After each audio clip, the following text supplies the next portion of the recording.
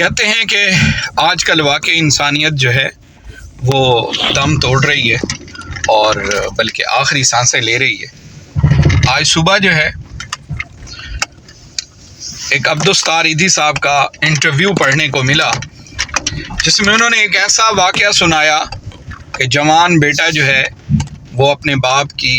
Dead body کو چھوڑ کر اپنی بیوی کے ساتھ چلا گیا۔ اللہ کروڑوں رحمتیں نازل فرمائے عبدالستار ایدھی کی قبر مبارک پر کہ انہوں نے لاکھوں لاوارثوں کو قبر میں اتارا۔ انہی کی زبانی ایک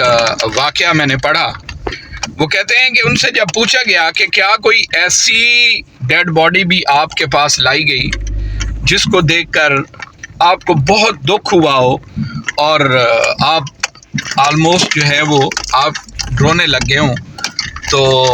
وہ کہنے لگے کہ جی بالکل میرے پاس ایک ڈیڈ باڈی لائی گئی، ایک بزرگ کی جن کی عمر تقریباً کوئی 70 سال کے قریب تھی اور بہت ہی یعنی پڑھے لکھے اور کیا کہنا چاہیے کہ کسی کھاتے پیتے گھر سے وہ تعلق رکھتے تھے۔ تو کہتے جب ان کے میرے پاس ڈیڈ باڈی لائی گئی تو میں نے پوچھا کہ بھائی یہ ان کو کہاں سے لے کے آئے ہو؟ تو کہتے ہیں کہ انہوں نے بتایا کہ یہ فلاں جو ایک بہت ہی پوش علاقہ ہے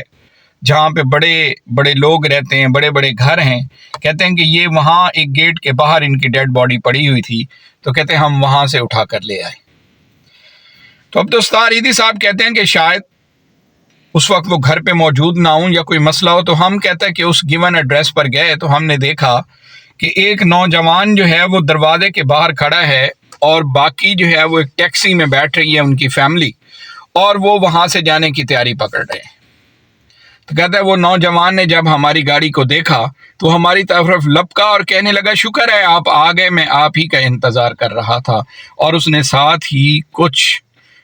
روپے جو تھے، کچھ پیسے جو تھے، کچھ اس نے ایک لفافے میں ڈال کر وہ بھی میرے حوالے کی، اور روتے ہوئے آنکھوں سے کہنے لگا کہ یہ میرے والد ہیں لیکن میرے پاس ٹائم نہیں ہے کہ میں ان کی تدفین کر سکوں، تو آپ لوگ مہربانی کر کے ان کی تدفین کر دیجئے گا۔ ابھی وہ میرے ساتھ بات کر ہی رہا تھا، ایدھی صاحب فرماتے ہیں کہ ٹیکسی سے آواز آئی کہ تمہاری اسی چکر میں ہماری فلائٹ مس ہو جائے گی، جلدی کرو، اور اس کے ساتھ ہی ٹیکسی سٹارٹ ہونے لگی اور وہ لڑکا ہمیں دیکھے بغیر وہاں سے واپس مڑ گیا اور اس کے ساتھ ہی اپنے سفر پر چل پڑا۔ تو ایدھی صاحب کہتے ہیں کہ جب میں نے کہا کہ میں اب خود جو ہے ان بزرگوں کی تدفین کروں گا اور ان کو جو ہے میں خود قبر میں بھی اتاروں گا، تو کہتے ہیں جب اس کی ڈیڈ باڈی کو ہم نہلانے لگے تو کہتا ہے کہ میں رونے لگ گیا۔ ایسا نرم و نازک جسم، اور یعنی